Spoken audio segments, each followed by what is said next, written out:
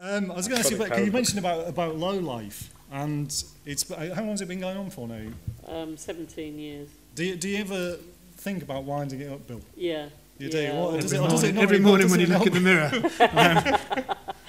Yeah, I do. I've thought about it a lot in the last couple of years actually, and it may be sort of, you know, coming towards the end of. I don't know. It's still the thing is, I'm sure Luke and the guys wrestle with the same. When you have an amazing party, you obviously don't want it to stop. But equally, you want it to stop when you've had amazing parties, and it's kind of, you know, when is the right time? You could be the British Larry Levan, Bill. You've just got to kill it. Kill off your partner, you'd be a legend. Yeah. You need to die. You need to die. Yeah, you're going to need to die. Okay. Maybe I'll just keep it going until I die then. Yeah. Well, that'd be a plan. It would be a plan, yeah. Good. So, no, I have thought about knocking it on the head, really.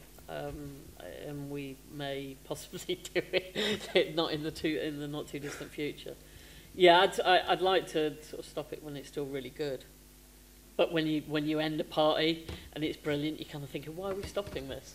So, you know, yeah, I have thought about it a lot.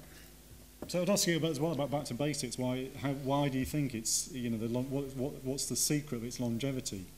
I think that's what I said. I think it was that decision. Yeah. I think the decision not to go down the super club route, and the fact that the people that run it are absolutely from and part of the scene, a scene that they still truly believe in, a lifestyle. That's what they do every weekend. I think Dave finds it hard to give up because that's what he does. I mean, what's he going to do after? He probably stares at the after life and can't see a future for him. So he's you know, Dave's held together by narcotics. But you know, if people don't know, I mean, Dave is just probably, you know, he's the equivalent of Keith Richards. But I think, you know, in many ways, you know, people do make history, and I think that's a very fundamental thing, because if one character hadn't been, if Dave hadn't been in Leeds, I don't actually believe Back to Basics would have been. Obviously, there's so many factors. You had to. You take an example, for instance, Cork in Ireland, where the House Henry's they're still doing stuff, but that club was going for, again, 19 years, because you have promoters there who were grafters. They were passionate. They loved what they did. It wasn't fundamentally just about the money. Okay, they earned a wage from it. These guys aren't rich. In the same way that Dave Beer isn't rich, he's still in the league. He's got a pot to piss in. You know, correct. And I think that's a fundamental thing, is that the promoter, the people that make history, have to be the driving force behind it. You take that away and things change. You know, we were talking earlier on the train here about Montpellier in France, how there was a scene there, and then it just suddenly goes. It tends to go because the one or two people who are the leaders, the passionate people, they move on, and maybe 5-10 years no one replaces them, and eventually it will happen again. I remember going to Berlin 20 years ago. It was great, but you know, now it's way better, in my opinion. It's a dynamic city. You've got great promoters there who are doing stuff, and I think if you take one of those two characters away from those scenes, then it will go. And I think that's the very important thing, that, you know, these scenes do actually rely upon characters, human beings. You know, you read about Jimmy Savile in Manchester. There's some incredible stories. I saw him the other day. I was in the cafe with him the other day. Jimmy Savile. Yeah. And early Jimmy. And yeah, and so I think that's a really important thing, because as soon as that happens, I think, you know, and a city which has had such a great heritage, it's a bit like football, can suddenly just go dead for a decade, and then it will return again, because it will mean that one person's got off their arse and been, you know, will just do something and lead from the front. And glad you mentioned football, and just to bring you into it, because I know you like football.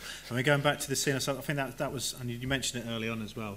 It's got nothing to do with anything, but it just popped in my head when he said football. But I mean, that's how big this scene got. When we were talking about how this scene has grown from these localities, but what we've got to remember is that football was a big part of it as well. This was, as I think Bill mentioned it, Terry Farley and all these, you know, a lot of these West London Chelsea fans were big football heads, and it was, you know, it was that you know, going to the football group that were a lot of the early people that got into house music, and the classic cliche is, all right, they all mellowed out, they took ecstasy, they stopped beating each other up, blah blah blah. But the fact of the matter is, even that doesn't really matter. The fact of the matter is that these people did come from the football, which is again is that a scene? It's a massive one, but I mean it's again now mass market, the Tidden, all nice stadiums with prawn sandwiches, but you're a football man. I mean, did you consider yourself part of a scene? Well, the thing was that when I met Bill in about 1988, that was like, you know, meeting you and Andy Lyons and people who did When Saturday Comes football fanzine was like meeting people. There was fanzines, exactly. Yeah, it was meeting people that you'd known all your life in this way, because all the people shared the same interests, sort of music.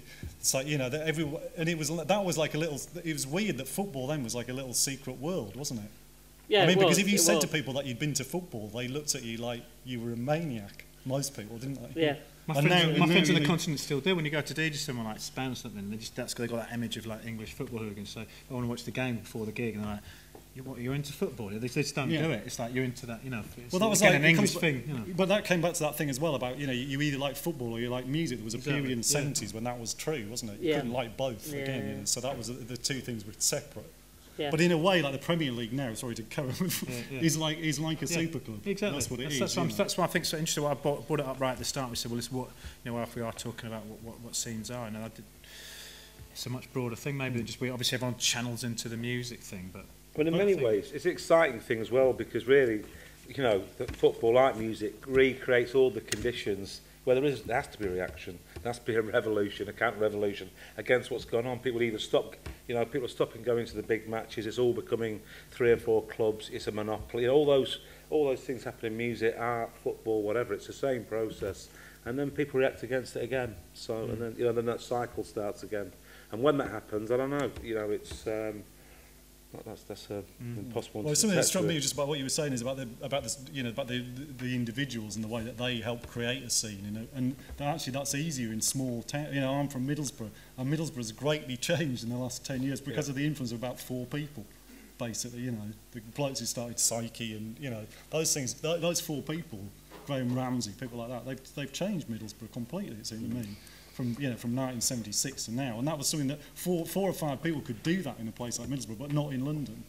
It would strike me. You know? I remember back to the Cork example in Ireland, where if anyone knows the population, you can shout it out. I haven't got a clue. It's about 80,000. 80,000. I remember black American DJs coming to Cork, and they were selling more 12-inch records of American music than they were in parts of New York, because there was a pirate radio station that got played in every shop, in every taxi, everywhere. The underground was weirdly assimilated into the whole of that town and was part of, you go in any shoe shop or whatever, it was all that music was there. The local lads that ran the record shop, it was massive. Everyone was. That's to do with jazz as well, because they got a massive jazz festival in Cork. Yeah, and they've always had that connection to black music, especially. And again, back to that point, if those 3 or 4 characters involved hadn't been there at that point they wouldn't have sold that many 12-inch records for a town that's only 80,000 people. Why Cork? Why do they sell more 12-inch records in Paris? 10 million. It didn't make any sense. But again, it's back to people make history. And I think, you know, why has Leeds got one of the strongest standing clubs that's kept its principles? Again, because the person behind it is still there doing it, surviving on fuck all and doing it every week and coming back to it, even if at some point it will reach the end of the day. And I think that's And in Cork now, it's not as strong as it was, because inevitably at some point it will die down, and things move. You know, I think Manchester. You know, it's obvious. Every city in Newcastle, I'm sure you know it yourself. It will have its time when the city is vibrant, dynamic, and it's on form. In the way that Berlin, you know, for instance, is now, where hundreds of thousands of people travel to every month. But unless those people are actually there organising it, it's not going to happen. I'll just throw one that might not be a popular thing to throw in, because obviously we're always talking about underground and small groups and blah, blah, blah. I mean, what I was just looking at recently, you know, at what point is there, you know, we're saying there's nothing out there at the minute, and is there a way the scenes can exist that do have like a huge amount of top-end marketing and money? And I was just thinking about the Lady Gaga thing. Okay, she's on telly, she's massive, she sells millions, but is that a scene? The kids all dress up the same way. It's the monster ball. You know, they're very much into what she says. I've heard it described as a religious sect. I mean, are we being quite a little bit like, you know, I don't know, pompous in our minority? It's a swerve ball, isn't it? But surely that's a scene for kids. You know, what Gaga's doing. It is, but only in the same as Rollermania was. You know, that was a good scene. Don't diss Rollermania. I'm not dissing Rollermania, Ralph, all right? I've got Bye Bye Baby. There was a kicker store where I used to live. I grew up in Kentish Town, and they all used to skate around and roller skates around the store. Will never get recreated again. Great days. You know. Future retro. Yeah, but you know.